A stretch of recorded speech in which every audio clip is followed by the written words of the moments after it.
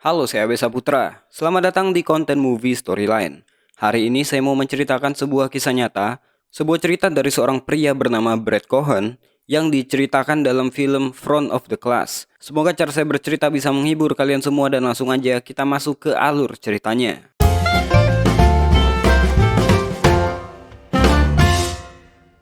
Kisah ini dimulai dari seorang anak bernama Brad. Dia adalah anak biasa pada umumnya yang bersekolah dan bermain.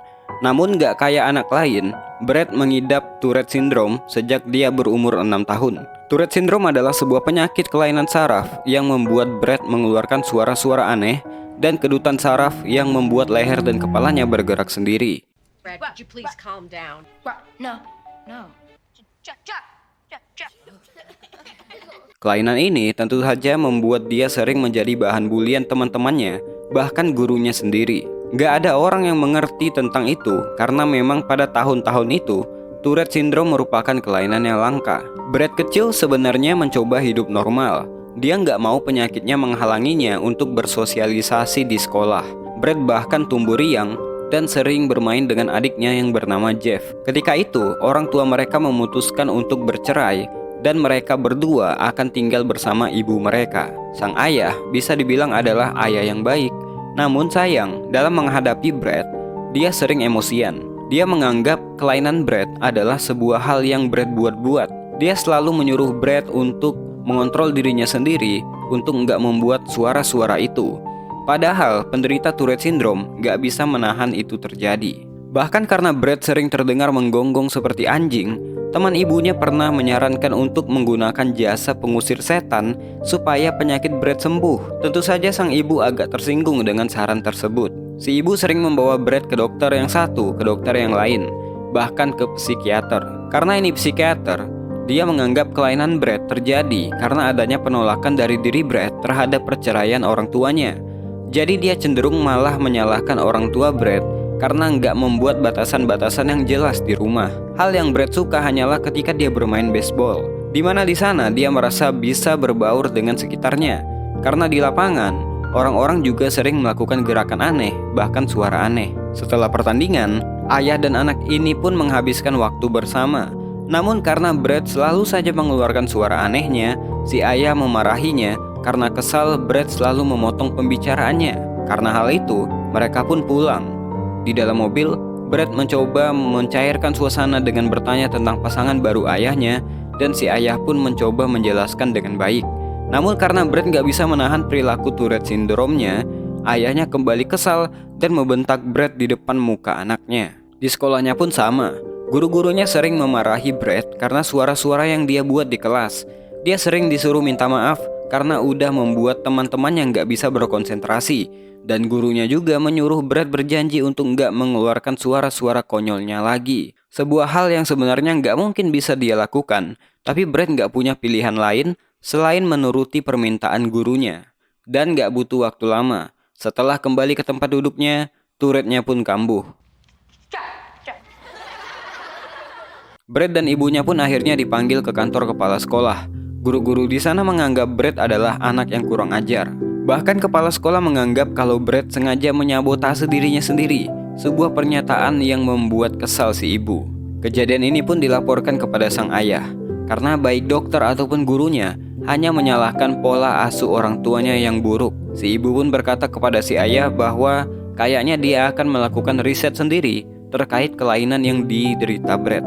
Jadi dia pun meminjam banyak buku dari perpustakaan untuk mencari jawabannya sendiri. Akhirnya, dia pun menemukan jawaban untuk penyakit Brad, yaitu Tourette Syndrome. Penemuan ini pun dia kasih lihat kepada psikiater, dan dari situlah baru mereka sadar bahwa membawa Brad ke psikiater adalah jalan yang salah. Dokter ini pun mengakui bahwa dia belum pernah melihat kasus dari Tourette Syndrome sebelumnya. Si ibu pun sedih banget, karena mengetahui kalau sindrom ini belum ada obatnya dan gak ada yang bisa dia lakukan selain menerimanya. Brad pun berkata kepada si ibu bahwa dia pasti bisa melewati semua ini. Brad pun menelpon sang ayah untuk memberitahukan perihal sindrom Tourette ini. Memberitahukan kenapa selama ini Brad selalu mengeluarkan suara-suara dan gerakan yang membuat ayahnya selalu marah dan kesal. Pada malam itu akhirnya sang ayah pun percaya pada Brad. Si ibu pernah membawa Brad ke sebuah support group untuk mengenalkan Brett ke sekelompok orang yang menderita Tourette Syndrome, untuk mendengarkan pengalaman mereka, bagaimana mereka hidup di masyarakat. Tapi bukannya mendengarkan dukungan-dukungan, kelompok ini cenderung menyembunyikan diri mereka dari masyarakat. Berbeda dengan tujuan si ibu dan Brett yang ingin mencari tahu gimana caranya berbaur. Mereka pun pergi. Brett hanya nggak ingin membiarkan Tourette Syndrome mengalahkannya dalam mengejar tujuan dan cita-citanya. Brett kecil pun akhirnya lulus SD dan lanjut ke SMP. Namun nasibnya sama aja.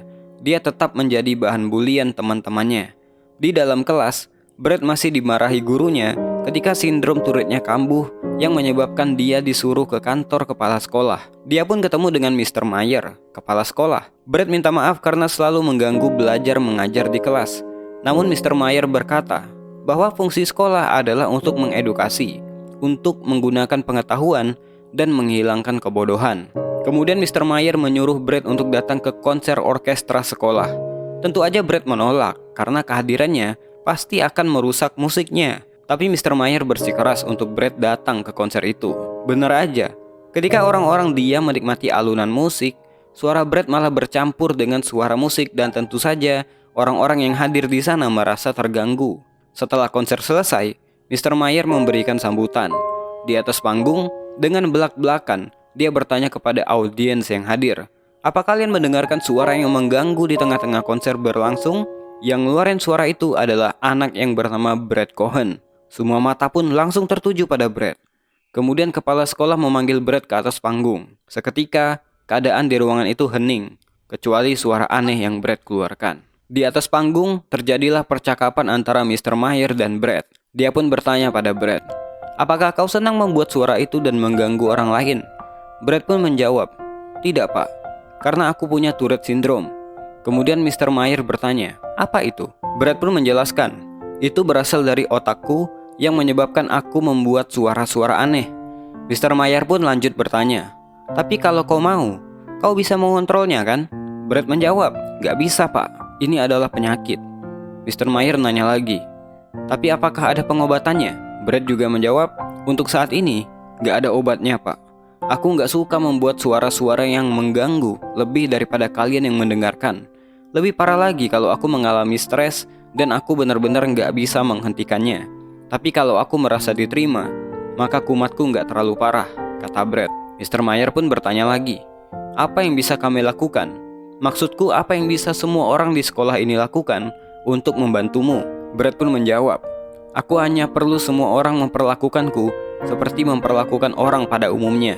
Brett pun kemudian disuruh kembali ke tempat duduknya, dan dia mendapatkan tepukan tangan dari semua orang yang pada akhirnya mengerti tentang Tourette Syndrome yang dia derita. Mr. Mayer berhasil memberikan sebuah edukasi pada semua orang tentang penyakit Brett dan itu sangatlah membantu Brett dalam menjalani harinya di sekolah. Singkat cerita, Brett akhirnya tumbuh dewasa, lulus kuliah, dan akan mencari pekerjaan. Pada waktu itu Brett berencana menjadi seorang guru yang mengajar di sebuah sekolah. Mendapat pengalaman buruk di sekolah lah yang membuat Brett mau menjadi guru. Dia mau mengajar anak-anak di luaran sana supaya nggak mendapatkan pengajaran yang buruk seperti yang dia alami dulu. Dia juga nggak mau membuat penyakitnya menghalangi niatnya untuk menjadi guru. Dia pun pergi ke dinas pendidikan supaya dia bisa diwawancarai oleh para kepala sekolah di wilayah Atlanta. Kepala dinas pendidikan pun sebenarnya agak prihatin dengan Tourette Syndrome yang Brett derita. Tapi Brett pun meyakinkan bahwa menurut Lembaga Disabilitas Amerika, orang seperti dia berhak punya kesempatan yang sama. Apalagi Brett punya portofolio yang bagus. Akhirnya mereka pun akan menyiapkan wawancara untuk Brett dengan para kepala sekolah. Singkat cerita, dia pun mulai mendapatkan panggilan untuk wawancara. Awalnya wawancara normal, sampai Tourette Syndrome-nya kambuh. Ekspresi sang kepala sekolah langsung berubah. Wawancara kedua pun sama. Senyum lebar ibu kepala sekolah ini pelan-pelan hilang setelah melihat Brett dengan sindrom Tourette-nya. Sambil menunggu wawancara, Brett nggak lupa dengan kehidupan asmaranya. Dia sering melakukan online dating dan Brett nggak pernah malu jika Tourette Syndrome-nya kambuh di depan umum. Malahan dia bisa mengubah kekurangannya menjadi sesuatu yang lucu. Hubungan Brett dan ayahnya pun udah nggak setegang ketika dia masih kecil. Brett sering bertemu dengan ayahnya di Atlanta. Ayahnya memang sudah maklum dengan Tourette Syndrome yang dia derita. Tapi sayang, ayahnya masih belum bisa percaya dengan optimisme Brett untuk menjadi seorang guru. Ayahnya malah sering mengajak Brad untuk bekerja dengannya. Tentu aja Brad menolak tawaran tersebut. Karena ada Tourette atau nggak ada Tourette, Brad tetap mau jadi seorang guru. Gak semua wawancara yang Brad lakukan berjalan lancar. Pernah suatu ketika, ada kepala sekolah yang terlalu fokus sama Tourette syndrome-nya daripada portofolio Brad yang sangat bagus. Bahkan dia mau memberikan Brad pekerjaan jika Brad bisa menahan diri untuk nggak mengeluarkan suara-suara tersebut ketika mengajar. Brad pun lalu mengambil portofolionya dan berkata bahwa dia nggak akan pernah mau bekerja dengan seorang pria yang nggak peduli dengan murid-muridnya. Tentu saja pengalaman wawancara itu membuat Brad kesal.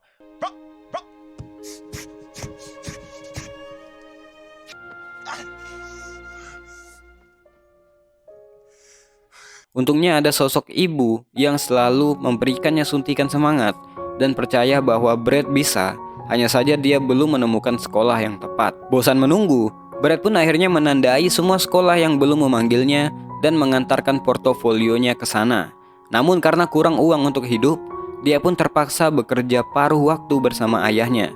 Apalagi waktu perekrutan sudah berakhir dengan tahun ajaran yang udah dimulai. Mendadakan, dia nggak akan dapat pekerjaan sebagai guru. Suatu hari ketika di rumah, setelah sekian lama, Brad akhirnya mendapatkan lagi panggilan wawancara di sebuah sekolah dasar yang bernama Mountain View. Dia pun bertemu dengan Jim, kepala sekolah, dan Hillary, wakil kepala sekolah. Mereka pun mengadakan sesi wawancara untuk Brad. Berbeda dengan sesi wawancara sebelumnya, mereka berdua lebih fokus dengan potensi Brad dalam mengajar dibandingkan dengan Tourette syndrome-nya. Mereka lebih menggali filosofi mengajar yang Brad punya dan metode-metode yang akan Brad gunakan. Mereka pun berbicara hampir 2 jam lamanya, dan itu adalah wawancara terbaik yang pernah dia dapatkan. Namun seperti biasa dia nggak mau berharap lebih. Singkat cerita, panggilan kedua untuk Brad pun datang dan dia diminta untuk kembali ke sekolah. Dia pun diwawancarai sama staf pengajar untuk kelas 2. Terkait sindrom Tourette-nya, Brad berhasil memberikan sebuah edukasi bahwa sindrom Tourette-nya nggak akan jadi masalah ketika mengajar nanti. Setelah itu, Brad jadi orang yang menunggu panggilan telepon kembali. Sampai akhirnya, dia mendapatkan telepon dari kepala sekolah untuk datang ke sana. Dan pagi itu, Brad mendapatkan kabar gembira kalau dia diterima mengajar di sekolah itu. Hillary pun mengantarkan Brad ke ruang kelas tempat dia mengajar nanti. Beruntungnya Brad, dia mendapatkan dukungan dari para guru di sana. Sebuah lingkungan yang hangat banget. Si ibu pun terharu dan bangga atas Brad yang udah diterima kerja. Dia selalu percaya bahwa Brad pasti menemukan sekolah yang tepat. Si ibu pun mengingatkan Brad untuk jangan lupa dalam mencari jodoh. Jadi setelah menelpon ibunya, Brad pun kembali melakukan online dating dan bertemu dengan perempuan bernama Nancy. Mereka berdua ternyata punya banyak kesamaan. Namun Brad seperti biasa, gak mau terlalu berharap. Jika Nancy tertarik dengannya, maka Nancy akan menghubunginya kembali, pikirnya. Dan suatu malam, Nancy kembali menghubungi Brad lewat email. Sebuah titik terang buat Brad. Sementara itu hari pertama mengajar buat Brad pun dimulai. Dia pun menyiapkan segala sesuatunya dan bersiap menyambut muridnya. Pertama kali mengajar, Brad mengenalkan anak muridnya tentang Tourette syndrome dan membiarkan mereka bertanya tentang apapun terkait hal itu. Gak disangka, karena hal itu menjadikannya lebih dekat dengan para muridnya. Perjalanan cintanya dengan Nancy pun bertumbuh manis, dan Nancy adalah seorang perempuan yang menerima Brad apa adanya, termasuk sindrom Tourette-nya. Suatu pagi di sekolah, Brad mendapati salah seorang muridnya, Amanda, mengabari kalau dia nggak bisa ikut kelasnya lagi. Dikarenakan orang tuanya khawatir konsentrasi Amanda terganggu kalau Brad yang menjadi gurunya. Sedih memang, tapi nggak ada yang bisa dia lakukan kecuali menerimanya. Di pelajaran geografi, Brad mengajar dengan fun banget, membuat anak-anak muridnya bergairah untuk belajar. Setelah jam pelajaran usai, Brad disapa oleh salah seorang muridnya yang bernama Heather. Heather berkata bahwa dia sangat menyukai topi yang Brad pakai. Brad pun membalas dengan berkata bahwa dia sangat suka menyukai rambutnya Heather. Kemudian Heather pun menjawab bahwa rambutnya dulu itu sangat panjang, tapi rontok karena obat-obatan. Jawaban yang membuat Brad terpana. Bagaimana mungkin anak sekecil ini terkena kanker? Ibunya pun berkata sebenarnya ingin menceritakan tentang Heather pada Brad, tapi karena hasil kemoterapinya belum jelas, jadi dia menunda hal itu. Ibu ini juga bilang bahwa Heather sangat menyukai kelasnya Brad. Heather selalu semangat pergi ke sekolah karena ingin belajar dengan guru favoritnya. Di lain hari menjelang hari Thanksgiving, para murid di kelas Brad sibuk mendekorasi ruangan. Di saat itu Brad melihat Amanda yang mengintip dari depan pintu kelasnya. Brad tahu Amanda sangat ingin sekali bergabung di kelasnya itu. Jadi Brad pun menghampirinya. Alih-alih menjelekkan keputusan ayahnya Amanda, Brad ternyata mendukung keputusan ayah Amanda itu dan berkata bahwa di kelas yang lain pun Amanda akan punya guru yang hebat juga. Di saat yang bersamaan, Brad memergoki seorang murid bernama Thomas mencoret-coret pintu toilet. Dia adalah salah satu anak yang memang susah diatur. Namun Brad dengan sabar tetap mengajarinya disiplin dan mengajarinya membaca supaya nilainya bisa lebih baik. Beralih ke kisah asmaranya, Brad akhirnya membawa Nancy ke rumah ibunya, di mana di sana Nancy sangat disambut hangat oleh keluarga Brad. Di momen itu pun Brad memberanikan diri untuk mengutarakan perasaannya pada Nancy.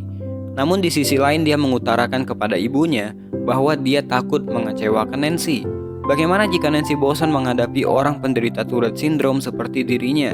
Untungnya ibunya Brad tetap memberikan anaknya motivasi dan keyakinan bahwa Nancy bukanlah orang seperti itu. Kembali ke sekolah. Pada saat perayaan Valentine's, Brad mendapatkan telepon dari ibunya Heather bahwa Heather gak bisa lagi datang ke sekolah. Jadi Brad mengajak para murid menggambarkan sesuatu untuk menghibur Heather bahwa mereka sangat mencintai dirinya. Namun sayang, 2 minggu kemudian berita duka datang ke sekolah bahwa Heather telah meninggal dunia. Jadi semua orang termasuk Brad pergi ke gereja. Namun Brad gak mau masuk karena khawatir mengganggu kekhidmatan acara itu. Ibunya Heather pun keluar menjemput Brad dan mengatakan bahwa Brad udah jadi sosok yang menghadirkan perbedaan buat kehidupan anaknya. Apalagi Brad adalah guru favoritnya Heather. Ibunya Heather pun meminta Brad untuk nggak pergi tanpa mengucapkan selamat tinggal untuk anaknya. Karena permintaan tersebut, Brad pun masuk ke dalam, mengantarkan murid kesayangannya menuju peristirahatan terakhirnya. Waktu pun berlalu. Ketika itu, sekolah kedatangan seseorang yang menilai kinerja guru-guru yang mengajar, termasuk Brad. Di hari itu, Brad seperti biasa mengajar dengan metodenya yang kreatif. Tapi di saat yang bersamaan, Brad malah kedatangan temannya yang membawa truk besar. Dia pun mengajak semua anak muridnya untuk ikut melihat. Dia nggak peduli walaupun ada penilai yang hadir. Yang terpenting adalah kebahagiaan anak muridnya. Di lain hari, Brad mengajak Nancy untuk bertemu ayah dan ibu tirinya. Ketika di halaman sambil memanggang daging, Brad bercerita bahwa dia hanya dikontrak untuk setahun mengajar di Mountain View dan belum tentu juga tahun depan kontraknya akan diperpanjang. Banyak guru yang lebih berpengalaman dariku, kata Brad. Ayahnya pun berkata bahwa dia bangga akan kebesaran hati anaknya. Namun Brad membalas bahwa dia nggak merasakan hal itu. Brad berkata bahwa dirinya masih merasa bahwa ayahnya masih malu dengan diri Brad yang menderita Tourette Syndrome, bahwa ayahnya masih nggak mau menerima anaknya punya kelainan. Dengan lapang dada, ayahnya pun mengakui hal itu. Aku hanya malu ketika kita di restoran atau di tempat umum, orang-orang memandangmu. Aku terbiasa memperbaiki hal-hal yang rusak. Tapi satu yang gak bisa aku perbaiki dan itu akan melukaimu, kata sang ayah. Brad pun berkata bahwa ini gak perlu diperbaiki. Ayahnya pun akhirnya meminta maaf dan hubungan emosional antara ayah dan anak ini pun membaik. Bahkan untuk mendukung karirnya, sang ayah datang ke sekolah tempat Brad mengajar, membawa lemari-lemari kayu buatannya untuk perpustakaan. Dia juga memberikan helm proyek sebagai tambahan koleksi Brad yang biasa mengajar menggunakan bermacam-macam topi. Brad pun mengenalkan ayahnya pada murid-muridnya. Di lain waktu, para guru memanggil Brad, berkata bahwa kepala sekolah memanggilnya dan ingin bertemu di ruang kelas. Mungkin ini berhubungan dengan kontrak tahun depan, kata mereka. Sesampainya di sana, kelas udah penuh dengan para murid dan juga para guru. Hillary pun berkata, mungkin di antara kalian sadar bahwa beberapa waktu belakangan ada pengamat pendidikan berkeliaran di sekolah kita. Dan dengan bangga aku umumkan bahwa guru tercinta kita, Brad Cohen, mendapatkan penghargaan sebagai Teacher of the Year dari Sallie Mae Award. Seisi ruangan pun bersorak dan memberikan selamat. Di malam penghargaan, Brad naik ke podium, menerima penghargaan dan berpidato.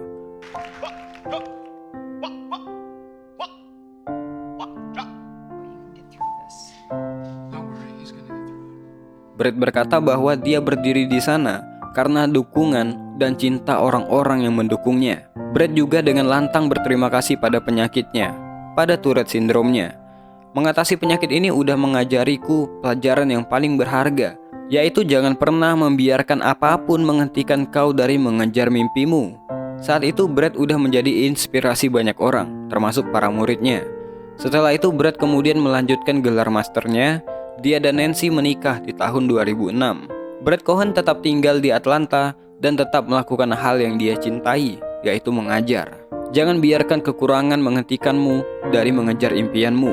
Tetap jaga mimpimu sampai kau wujudkan. Sampai akhirnya kau menjadi orang dengan kekurangan, tapi bisa menginspirasi banyak orang. Jangan pernah minder dengan kekurangan yang kita miliki.